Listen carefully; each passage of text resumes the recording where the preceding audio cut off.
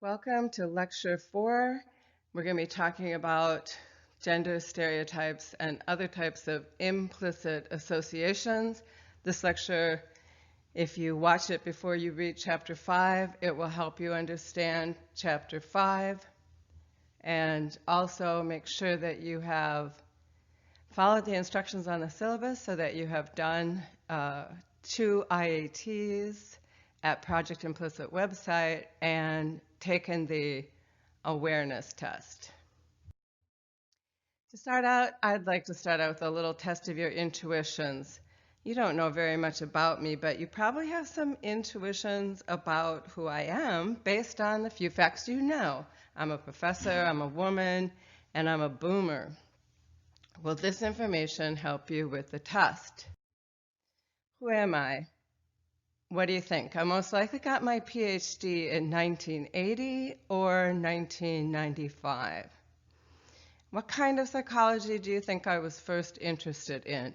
Neuroscience or clinical? It's best to just go with your gut response. I once spent a year in the Peace Corps or a rock band. Peace Corps or a rock band. And where do I like to go on vacations? Scuba diving or trips to Europe? Got your answers in place in your head? Well, here are the right ones. I received my PhD in 1995. I was first interested in neuroscience. I once spent a year as a drummer in a rock band. And on vacations, I most often go scuba diving. So look at these correct answers and notice that they contradict stereotypes based on my social identities, female, professor, and boomer. Women like helping others, so clinical psychology and the Peace Corps probably seem like safe bets. Professors are pretty inactive because we're either reading or writing, so visiting museums in Europe sounded better than scuba diving. And at my age, I could have received a PhD in 1980, but I left school to be a performer in dance and theater for about 15 years before coming back to school in my mid-30s to study neurotransmitters. That was before I got hooked on social psychology. Okay, well, what about this? Let's do a pop quiz in which what I really mean is I want you to try to answer the following questions with the first response that pops into your mind, okay? This has nothing to do with stereotypes, but it does have to do with your intuitions.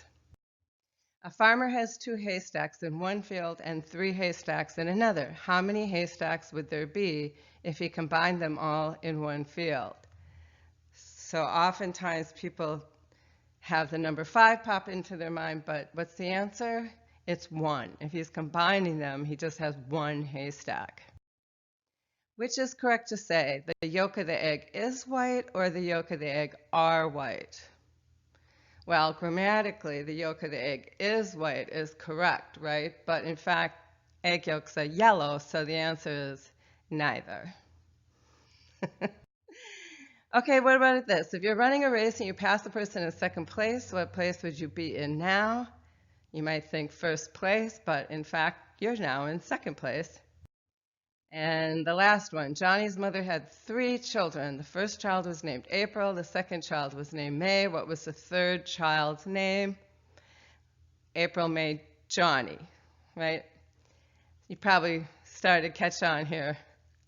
Maybe you slowed down a little bit and you got the right answers pretty quickly. But if you answered any of these wrong, whether it's a test about me or these kind of silly pop quiz items, it's because of what we call the automatic processing system. It's a system that processes information on the fly, and it makes decisions effortlessly, often by jumping to conclusions. And how does it do that? It uses mental shortcuts. Stereotypes are just one type of mental shortcut. Although it can be right, it almost always feels right, even when it's wrong. So why is that? Why do our intuitions sometimes lead us astray? We can be highly confident and inaccurate at the same time. Well, that's because it's housed in the limbic system, the seat of emotional processing in the brain, which includes the reward system, which you can think of as the approach system, being motivated to go after something. But the limbic system also houses the amygdala, which some people like to call the burglar alarm in the brain, because it's involved in learning what to fear and therefore what to avoid. Approach, avoid. That's all in the limbic system.